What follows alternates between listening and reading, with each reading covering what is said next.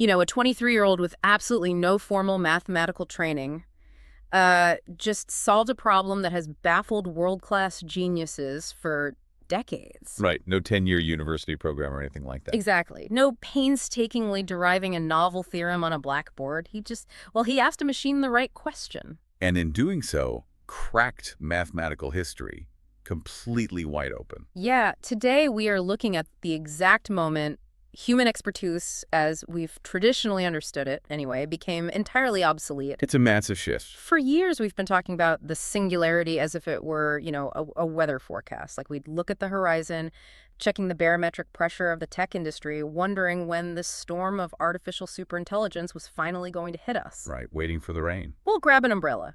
Because the singularity is no longer the forecast, it is the weather. I mean, it is raining right now, and we are standing right in the middle of the downpour. We really are. It is a profound shift in daily reality. We spent so much time anticipating this singular explosive moment. Yeah. A sudden rupture in human history. Yeah, the vertical wall. Exactly. But living inside the event horizon feels entirely different than the theoretical models predicted. It is simultaneously, more mundane and far more chaotic. And before we get completely swept away in the storm, I want to take a quick second to talk to you, the listener. If you want to keep navigating this incredible future with us, take a moment to subscribe and select the ringing bell. Highly recommended. Because honestly, here is the great paradox of our time. The very same artificial intelligence that makes a deep dive like this possible is also totally flooding the zone. Oh, absolutely. The signal-to-noise ratio is shifting drastically. It is generating so much noise that genuine discovery of thoughtful, long-form content is harder than ever. The algorithm can just bury the very ideas we need most, so your direct connection to us really matters. Curation is essentially the only life raft we have right now. Yeah, well said. And today's signal is blindingly bright. We're doing a deep dive into a highly provocative dispatch from April 27, 2026. This is from Dr. Alex Wissner-Gross's Substack, The Innermost Loop. A fantastic source. It really is. The dispatch is titled, appropriately enough, Welcome to April 27, 2026. And it's this upbeat, profound celebration of impossible ideas and the minds brave enough to actually chase them down. Which is very much in line with his usual work. Totally. You can see the same visionary DNA in his collaborative work with Peter Diamandis, specifically their book, Solve Everything, Achieving Abundance by 2035. Right. And also in his bold contributions to Diamandis' YouTube series, Moonshots. Yeah, Dr. Wissner-Gross curates what he terms high-velocity intelligence. And the underlying mission of this specific dispatch is to map the breathtaking sprint of both human and artificial evolution happening right at this very second. The pace is just unreal. It is. We are examining how matter learned to think and how that thinking is now systematically preparing to leave the planet. Okay, let's unpack this. Because the first major paradigm shift we really need to explore is what we're calling the extended singularity. And this is where expectation brutally collides with reality. It really does. Look at Nick Bostrom, for example. Right. He is an absolute titan in the field of existential risk and AI forecasting. He is. And according to this dispatch, what has surprised Bostrom the most is this extended era of roughly human-level AI. We've been in this specific era for, 3 to 5 years already? Exactly, and it looks like it might stretch even further. Bostrom describes it as both alien and familiar. Yeah. And then you have Demis Hassabis, who previously stated that artificial general intelligence required, 1 or 2 more major scientific breakthroughs. Right, he was very firm on that. But now, Hassabis thinks it's a literal coin flip whether any more breakthroughs are needed at all. Because the shape of the curve is completely defying historical expectations. We imagine the singularity as this vertical wall, like one day AI is as smart as us, and the very next day it is 1,000,000 times smarter. Leaving human cognition just completely in the dust. Exactly. But what Bostrom is observing is an extended plateau, a period where the AI is essentially running alongside us. Which feels so weird. It does. And if we look at Hassabis' coin flip comment, it suggests we might already possess all the fundamental architectural pieces for AGI right now within current transformer models. Wait, really? So no new underlying theory? Right. The limit might not be a lack of a new theory of intelligence. The limit might simply be the sheer scale of the neural networks we are currently running. Wow. We are testing whether pushing more data through larger parameter spaces eventually creates emergent generalized reasoning, or if we actually hit a hard ceiling with this architecture. I mean, I am still trying to wrap my head around the economic side of this, though, because the grand prediction was the post-AGI nobody works reality. The utopian beach scenario. Right. The idea was that we would all be sitting on beaches sipping drinks while the machines did the heavy lifting. But the economy absolutely refuses to collapse on cue. Not even a little bit. Sam Altman is out there actively mocking the gap between those nobody works predictions and what users are actually doing in the real world. Well, the reality of human behavior is often the largest blind spot in algorithmic forecasting, Economists call it induced demand. Oh, right. Like widening a highway. Exactly. When you make a resource cheaper or easier to access, people don't use the same amount and save their money or time. They consume vastly more of it. I look at my own life with this stuff. Like, I use ChatGPT to draft mundane emails or organize my weekly calendar, and I think, great, I saved 20 minutes, I'm going to go make a coffee. A very standard use case. Yeah, but that is a surface-level consumer interaction. Look at what professional coders are doing right now. Instead of relaxing while the AI writes their boilerplate code, they are adopting polyphasic sleep schedules. Which is wild. It is. They are intentionally breaking their sleep into tiny, fragmented naps throughout the day and night. Why? Just so they can stay awake for more total hours to ship more code using GPT-5.5 in Codex. They aren't working less. No. They are weaponizing their own biology to work relentlessly alongside the machine. What's fascinating here is the polyphasic paradox. The tool designed to alleviate human labor has actually intensified human output. Intensified is putting it mildly. When the friction of a task is removed, humans simply raise their ambitions.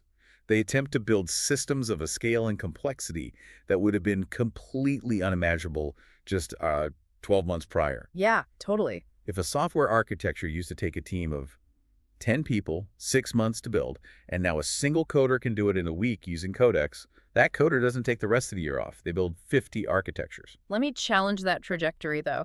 I always think about the invention of the bicycle gear. Okay, I like that. Because before gears, you rode a fixed-wheel bike.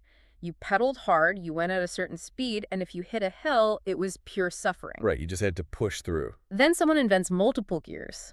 And the logical assumption is that humans can now pedal with half the effort and enjoy a leisurely ride up the hill. But that's not what happened. No, we didn't do that at all. We used the gears to pedal exactly as hard as we always had, just so we could go much, much faster.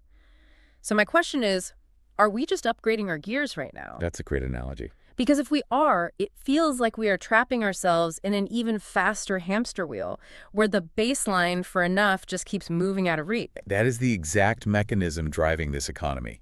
Human ambition scales infinitely. The baseline shifts because the competitive landscape shifts. Oh, because of the other guy. Right. If you decide to take those 9 days off because your AI did the work in one, your competitor, using those 9 days to build 9 more iterations of their product. Yeah. So you can't stop. I can't. The demand for innovation is a bottomless pit. But to sustain that infinite scaling of ambition, the underlying tools have to scale. And if we look closely at how these synthetic minds are actually built and deployed, the strategic battleground has completely flipped. Oh, this shift blew my mind when I read it in the Dispatch. According to OpenAI's Noam Brown, the actual weights of the model matter relatively less now than securing inference compute. Yes. The prize is no longer the recipe, but the kitchen. We really need to define the mechanics of why this shift happened, because it explains the entire next decade of the tech industry. Let's do it. For years, the model weights, meaning the billions of mathematical parameters that dictate how a neural network connects concepts after being trained on vast amounts of data, those were the crown jewels. Right, the secret sauce. Exactly. Yeah. Companies guarded them fiercely because they represented the distilled learning of billions of dollars of initial training compute. Training is a massive one-time capital expenditure. Right, you spent $100 million to teach the AI how to think exactly once. Once it knows how to think, Yeah. every single time a user asks it a question, the model has to actively generate an answer. Yeah. That generation process is called inference. And inference is an ongoing operational expenditure. What the industry realized is that having the smartest brain in a vault doesn't matter at all if you cannot afford the computational calories to let it think for millions of users simultaneously. That makes total sense. The bottleneck isn't the underlying math anymore. Uh. The bottleneck is the sheer physical hardware, specifically memory bandwidth and advanced silicon required to serve that intelligence to the user at scale. Let's push that recipe versus kitchen metaphor further, just to make sure I'm getting this. In the past, OpenAI had like the only Michelin star recipe for AGI. Right. But now, thanks to open source leaks and rival labs and everything, everyone essentially has a decent version of that recipe. The recipe's out there. So the winner isn't the guy holding the secret sauce anymore. The winner is the guy who owns 10,000 industrial ovens and can serve 1 million burgers a minute without the kitchen catching fire. That captures the dynamic perfectly.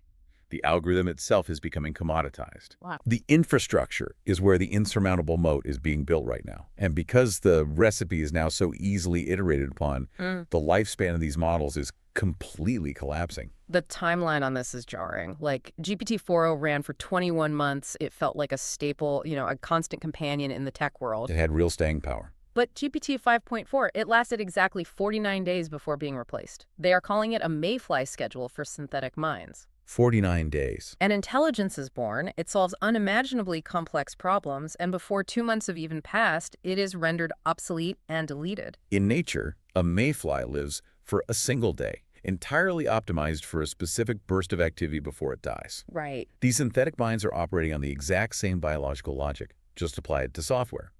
The iteration cycle of training new models has accelerated to the point where an AI is no longer a long-term piece of infrastructure. It's disposable. It is a disposable instance of intelligence. You do not grow attached to the model. You just constantly upgrade the hardware running it. But even with a 49-day lifespan, these transient minds are fundamentally altering human history. And this brings us back to Liam Price, the story we started the deep dive with. Yes, Liam Price. Liam Price is 23 years old. He has 0 advanced mathematical training. Yet, using a single prompt in GPT-5.4 Pro, he cracked an Erdős problem that had completely eluded some of the most highly trained mathematical minds on the planet. An incredible achievement. And real quick, just to honor the genius of Paul Erdős, the man who created the problem, we have to shout out a commenter on the Substack named Gabor Bohutinsky. Oh, yes. He reminded everyone that the correct Hungarian pronunciation is Erdős. It's the least we can do for mathematical royalty, right? But looking at Liam Price, Terawatt, one of the greatest living mathematicians, had a fascinating reaction to a 23-year-old beating the establishment. Tell's response was very telling. Tao suggested that human geniuses often hit a mental block because they make a, quote, slight wrong turn at move 1. Tao is dissecting the psychological vulnerability of expertise itself there. When a human expert approaches a problem, they carry years of conditioned thinking, established theoretical frameworks, and institutional bias. All their baggage. Exactly. If their initial assumption their move 1 is even slightly misaligned with the true solution, their very expertise blinds them to alternative paths. Oh, wow. They wander down a highly sophisticated, highly educated dead end, absolutely convinced they're doing the right math because all their training tells them so. So they are basically trapped in a cognitive rut created by their own PhDs. Yes. The AI, conversely, does not possess an ego. It does not suffer from conditioned blindness. Right, it doesn't care. It can evaluate millions of potential move 1 simultaneously without any prejudice toward a specific mathematical tradition. Because Liam Price wielded the prompt from completely outside the traditional establishment, meaning he didn't know what the experts claimed couldn't be done, the AI was free to traverse the correct, unorthodox path. That is wild. We are witnessing the absolute democratization of genius. You no longer require decades of specialized academic conditioning to unlock historic breakthroughs. You require immense curiosity, and you require access to the compute. But I have to push back here because this creates a deeply unsettling reality for me. If GPT-5.4 is a mayfly, living for only 49 days before being replaced by an even more alien intelligence, what does it mean for humanity to rely on these hyper-intelligent yet entirely ephemeral entities? It's a fair concern. I mean, human civilization is built on legacy.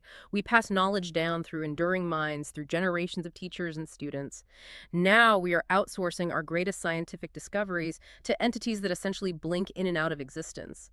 How do we build a stable civilization on top of transient intellects? It forces a total redefinition of where the stability of our civilization actually resides. The continuity of human progress is no longer carried by the individual minds making the discoveries. So where is it? The stability has migrated down a layer. The foundation isn't the AI model anymore. The foundation is the physical infrastructure that allows those temporary minds to exist in the first place. The permanence is in the data centers, the power grids, and the silicon manufacturing pipelines. which means the physical footprint of intelligence is becoming the most important real estate on Earth. Without a doubt. And that leads us directly into what Dr. Wissner-Gross calls the post-obsolescence era of silicon and infrastructure. Because if intelligence is no longer constrained by the software recipe, but by the physical kitchen, then the logical next step is to build kitchens absolutely everywhere. If we connect this to the bigger picture, the deployment strategy has shifted from centralized hubs to total environmental saturation. Apple is a perfect example of this saturation. They are never one to be outflanked on hardware, and they currently have 6 major product categories in the pipeline specifically designed for this. 6 categories. We are talking about AI AirPods, smart glasses, wearable pendants, smart displays, tabletop robots, and security cameras. The substrate of intelligence is stretching from massive server farms directly into your pocket and onto your face and into your living room. And we should look at the mechanism of how that actually functions, because this isn't just about sending data back to a cloud server to be processed. Right, it's local. Apple and companies like them are integrating neural processing units, or NPUs, directly into the silicon of these edge devices. They're optimizing for local inference. Meaning the device thinks for itself. Exactly. The device itself is doing the thinking locally, which reduces latency and reliance on massive data centers for simple day-to-day tasks. And it's a massive collaborative effort across the entire industry. OpenAI is reportedly working with MediaTek and Qualcomm on dedicated AI smartphone processors, and they've got Luxshare locked in for manufacturing targeting mass production by 2028. It's a huge supply chain mobilization. Yeah. But as much as they're pushing intelligence to the edge devices, the back-end scaling required to train and support the heavier models is completely mind-boggling. Let's talk about Kevin O'Leary's project in Utah. The Box Elder County facility. Yes. He is building a hyperscale data center there. And this isn't just a big warehouse with humming servers. This facility is being engineered to generate its own power and to actively clean its own water for the Great Salt Lake. A necessity at that scale. And it will consume more electricity than the entire state of Utah. We are seeing the emergence of data centers not as buildings, but as sovereign technological ecosystems. Sovereign ecosystems, wow. The compute demand is so voracious that a modern hyperscale data center cannot simply plug into a local municipal grid anymore. The thermodynamic requirements of cooling thousands of high-density server racks would just collapse a traditional utility system. Oh, easily. So the data center must function as its own power plant and its own water treatment facility. And the desperation for this compute power is so high that old hardware isn't even dying anymore.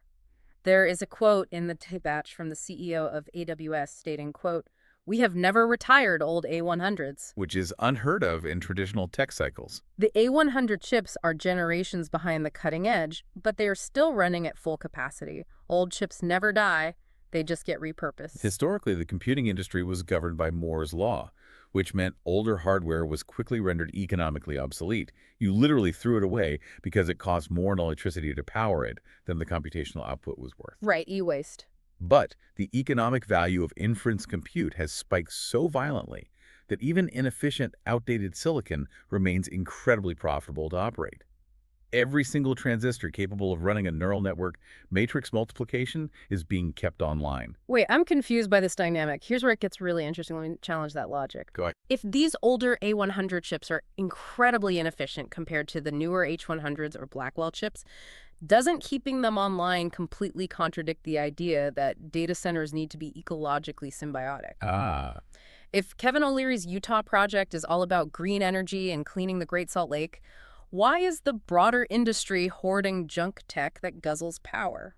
Aren't we just building a massive artificial brain that is going to consume all of our physical resources and starve the host body? It is a brutal economic contradiction. And you have identified the core tension of the current infrastructure race right there. It doesn't add up. The industry is operating under a two-tiered reality. For new builds, like the Utah project, ecological symbiosis is a mandatory regulatory and logistical requirement. You simply cannot get zoning permits for a gigawatt facility without generating your own clean power and recycling your water. Right, the local government would block it. However, for existing data centers that already have established power purchasing agreements, the sheer market demand for AI generation overrides the inefficiency of the old chips. Because the margins are that good. The profit margin on generating an AI response is so high that it easily covers the exorbitant electricity cost of running an old A100. It is a transitional phase where the insatiable appetite for the product outweighs the inefficiency of the older tools used to make it. So the brain is demanding so much oxygen that it doesn't care if the lungs have to work overtime to provide it. A very apt metaphor. But as this intelligence demands more from the physical world, it isn't just sitting passively in server racks. It is beginning to physically manifest itself in the environment. And this brings us to the dual-use reality of robotics, because robotics has finally reached maturity, and the physical manifestation of this AI is here. The transition from software to physical actuation is arguably the most critical security juncture of this decade. The dual-use coin dictates that the exact same autonomous capability that solves a humanitarian crisis can simultaneously create an unprecedented security nightmare. Let's look at the positive side of that coin first. In China, the state grid is currently deploying 500 humanoid robots for high-voltage operations. A brilliant application. They are putting these machines in incredibly dangerous, high-risk electrical environments. And the dispatch notes a profound shift here. The optimal failure mode has officially changed. We are now in an era where an industrial accident means a melted servo rather than a melted human operator. Replacing fragile human biology in environments that are fundamentally hostile to carbon-based life has always been the idealized promise of automation. Yeah, let the robot take the shock. A high-voltage line does not discriminate between electrocuting flesh or silicon, but human society certainly does. And the humanoid form factor is key here, because our entire industrial world, our ladders, our tools, our control panels, all of it was built for a bipedal creature with two hands. Oh, that makes sense. We don't have to rebuild the factories. Exactly. Deploying humanoids allows us to integrate AI into legacy infrastructure without having to rebuild the physical world from scratch. But the moment you give an AI a physical body capable of manipulating the world, you also give it the physical capacity to destroy. Look at what happened in New Jersey. The drone incident. Yes. 15 Series Air C-31 chemical spraying drones were just stolen, and the FBI is actively investigating this as a possible nightmare scenario. The attack surface has expanded proportionally with the deployment surface. This is the dark side of that dual-use coin. Exactly. If you have an autonomous drone designed to carry a heavy payload and perfectly disperse chemical fertilizers over a massive agricultural field, and that autonomy falls into the wrong hands, the implications are just chilling. It's terrifying. The drone's neural network doesn't know the moral difference between agricultural fertilizer and a lethal toxin, and it doesn't know the difference between a deserted cornfield and a crowded city center. The intelligence simply makes it hyper-effective at executing whatever parameters it is given. Securing these physical assets is no longer a matter of simple theft prevention. It is a matter of national security.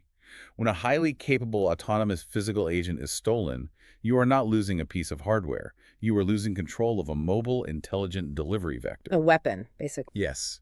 The deployment of physical AI has drastically outpaced our traditional physical security frameworks. And as the physical grid on Earth becomes tapped out and the risks of terrestrial deployment grow, the energy and cooling demands are forcing the industry to look upward. Earth is no longer a sufficient habitat for the scale of intelligence we are trying to build. We are reaching for orbit. The physics of the situation leave very few alternatives, really.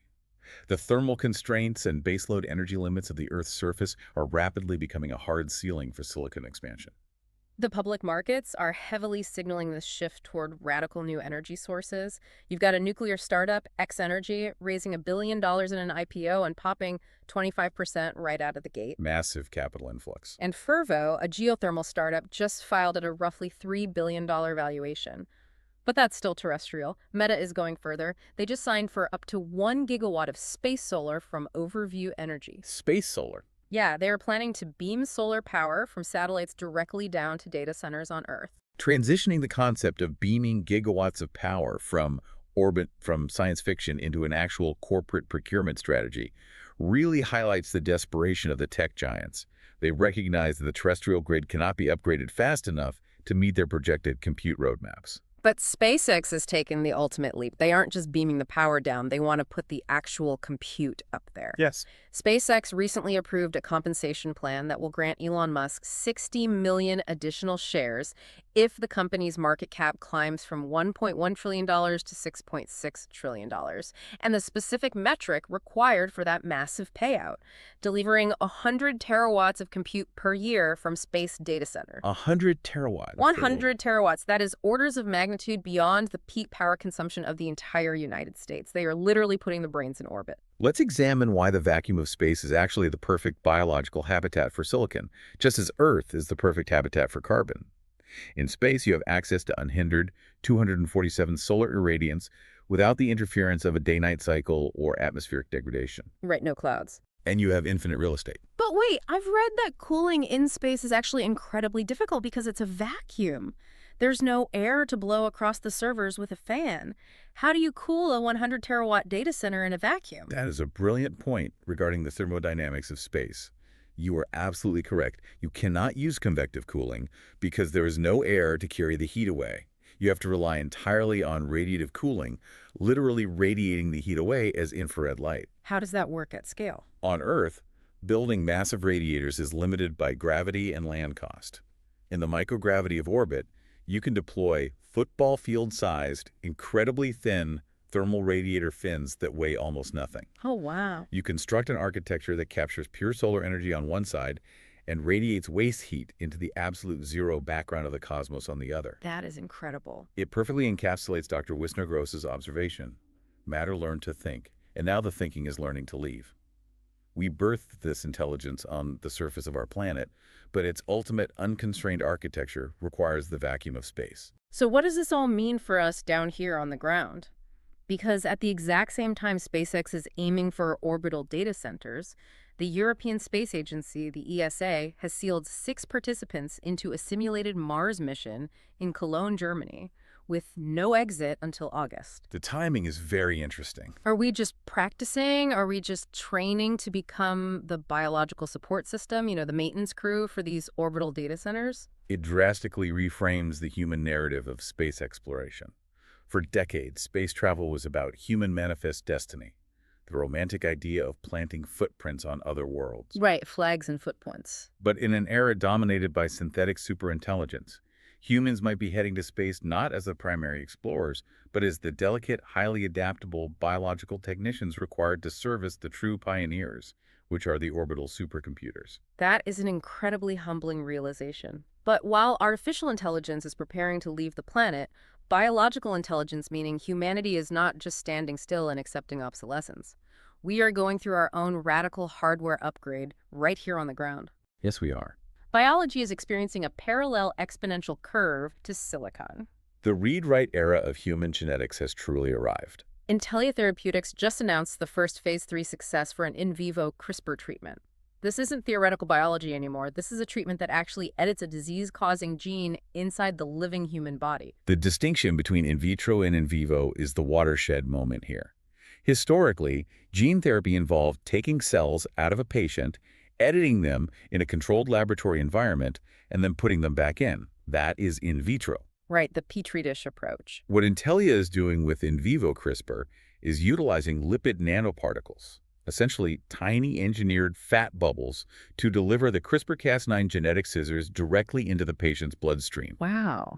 These nanoparticles are specifically programmed to seek out the liver, enter the cells, and edit the living DNA while the patient goes about their day.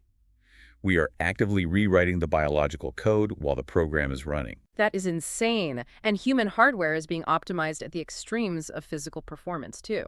Look at the London Marathon. Sebastian Saw and Yomif Kujelcha broke the elusive sub-2-hour marathon barrier. An unbelievable feat. They shattered a limit of human endurance, and they did it using next-generation Adazero Adios Pro Evo 3 shoes. Which perfectly illustrates the modern blending of biological effort and advanced material science. I look at the CRISPR success in those Adazero shoes, and I can't help but compare it to Formula One racing. How so? Well, in Formula One, you have an incredible human athlete whose reflexes are razor sharp, but their success is completely dependent on the unbelievable engineering of the car that you're sitting in. Are we blurring the line between human achievement and technological assistance to the point where the biological human is just the driver of an advanced biochemical and material vehicle? I would argue we have entirely erased that line. We are relentlessly optimizing human hardware through targeted gene editing, through advanced pharmacology, and through engineered It's materials. all blending together. The concept of the pure biological human is rapidly becoming an anachronism. We are systematically engineering ourselves to keep pace with the hyper-accelerated environment we are creating. And the financial data proves exactly where society's true priorities lie. Because while everyone talks about the massive amounts of money pouring into AI, the longevity and health sector is quietly becoming a heavyweight rival. Very quietly, but very forcefully. In 2025, the weight loss and longevity drugs Ozempic and Mounjaro out-earned OpenAI and Anthropic combined. Think about the scale of that. Society loves intelligence, but it will clearly pay absolutely any price for youth, health, and biological optimization. The underlying psychology of that financial shift is deeply tied to the singularity. Longevity, in this specific historical context, isn't just about the simple primal desire to avoid death. What is it about then? It is about maintaining relevance. If artificial intelligence can process a lifetime of human information in a few seconds, humans naturally want to extend their lifetimes to absorb, understand, and participate in this wildly accelerating new reality. We want to live long enough to see what happens next. FOMO on the future. Exactly. The drive for chemical and genetic longevity is the biological response to the cognitive explosion of AI. With superintelligence heading into orbit and hyper-optimized gene-edited humans walking the ground, the very fabric of our society is tearing at the seams.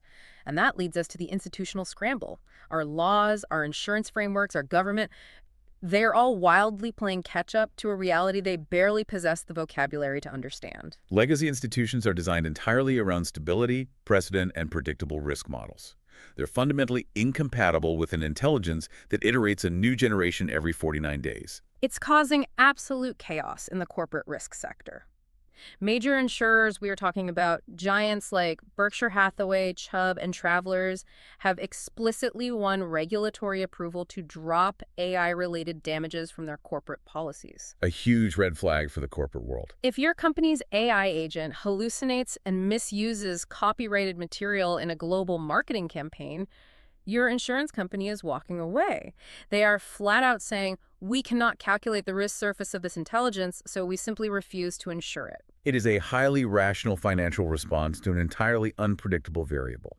But it leaves the corporate world incredibly exposed, operating without a safety net in a highly litigious environment. And the legislative and judicial branches are scrambling just as hard. We currently have a bipartisan House AI bill attempting to target deepfakes and establish whistleblower protections. Right. And at the exact same time, the Supreme Court is actively debating whether geofence warrants violate the Fourth Amendment.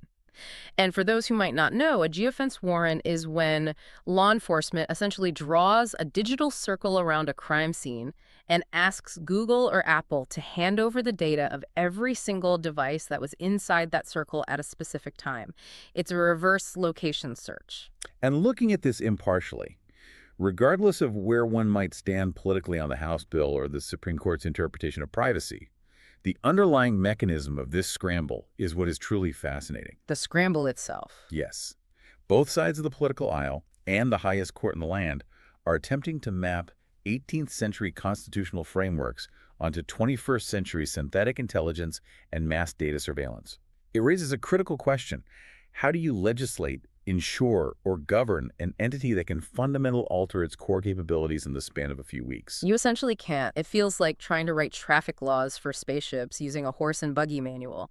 The speed of technological change has completely outstripped the speed of legislation. And while the government is scrambling, there is a fascinating cultural counter-movement happening at the grassroots level. We are seeing the rise of the analog resistance. Despite the Mayfly mines, the orbital data centers, and the CRISPR treatments, there are currently 70% more analog bookstores in the United States today than there were 6 years ago. That statistic is incredibly revealing. It speaks to a profound psychological need that technology is currently failing to meet. Why are people retreating to physical paper in the face of AGI and space solar? I feel like the analog bookstore has become the modern digital bomb A shelter. digital bomb shelter. I like that. It is a physical space completely disconnected from the event horizon of technology. It's a place where the Wi-Fi is terrible, the books smell like dust, the pages don't change when you look away, and absolutely nothing iterates every 49 days. It is a sanctuary from the relentless speed of the singularity. I agree completely. If we look at Sam Altman's recently published 5 core principles designed to guide OpenAI's mission, he lists democratization, empowerment, universal prosperity, resilience, and adaptability. Resilience stands out there. It does. That bookstore phenomenon ties directly into the human need for resilience. While Varda's Andrew McCallop is confidently predicting an AI-led S&P 500 company in 5 years and an AI-elected official in 20 years, human beings are actively seeking grounding. We need something real. We crave tactile, unhackable analog experiences to balance the massive cognitive overload of living constantly in the future. The bookstore is the anchor holding us to our historical humanity while the storm of innovation rages around us. What an absolute whirlwind of a dispatch. To quickly recap the sheer scale of the journey we've taken on this deep dive, we started with coders fracturing their own sleep schedules just to keep up with the output of the machines. The Polyphasic paradox. We saw a 23-year-old with no formal training crack mathematical history using a disposable 49-day-old intelligence. We examined data centers so massive they must clean entire lakes to survive, and humanoid robots tasked with guarding high-voltage grids. The physical footprint expanding. We explored CRISPR editing genes inside the living human body, the relentless financial pursuit of longevity, and supercomputers preparing to beam down terawatts of compute from the vacuum of space. All while humanity quietly seeks refuge in 70% more analog bookstores. It is the ultimate portrait of a species in transition. I'll hand it over to you to bring us home. What is the ultimate takeaway from all of this? If we synthesize everything Dr. Wissner-Gross has laid out, it leaves us with one incredibly provocative concept to ponder. If artificial intelligence eventually handles all the heavy lifting of scientific discovery, if it runs the S&P 500 companies, if it manages our power grids and our space exploration, what happens to the human drive for move one? Oh, wow. If we never have to struggle, if we never have to hit that agonizing mental block to solve an Erdős problem ever again, do we simply become perfectly enlightened beings, spending our endless gene-edited days in analog bookstores? Or do we risk losing the very friction, the very struggle against the unknown that made us human in the first place? It is the ultimate question of abundance. When the struggle ends, what exactly is left? We are going to have to find out together. Thank you so much to you, the listener, for joining us on this deep dive into the innermost loop of the future. Keep questioning the event horizon as it unfolds around us. And to play us out, we have the undisputed baddest band in the universe. Our outro music is by Rainbow, our Bavette, Cambodia-based house band. They're great. Today's track is called Psychophysical, and true to the spirit of this entire deep dive, all their finished songs are performed live using the Abacus platform. Do us a favor, drop a thumbs up, and share this playlist with just one person who has the mental bandwidth to absorb these provocative and inspiring ideas. The links are in the video description below. Enjoy the song, and we will see you next time.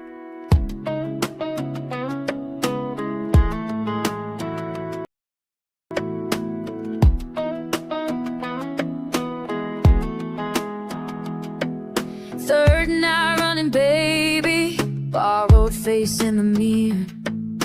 20 down the drain. You said I'd find myself here. Oh, burns in the fryer. Same song, different bar. Your ID's still warm in my pocket. Don't know how we got this far. Tell me why I'm waiting for something that won't come. Tell me why I'm into what I become. Psychophysical breakdown, body speaking in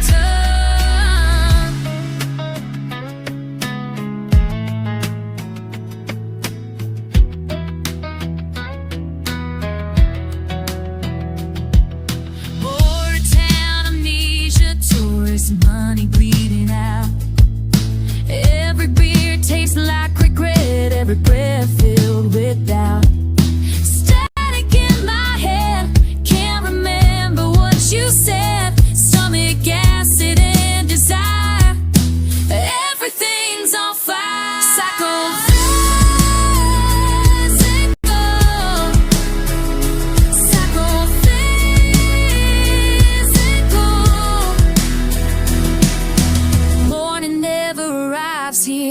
just different shades of sick.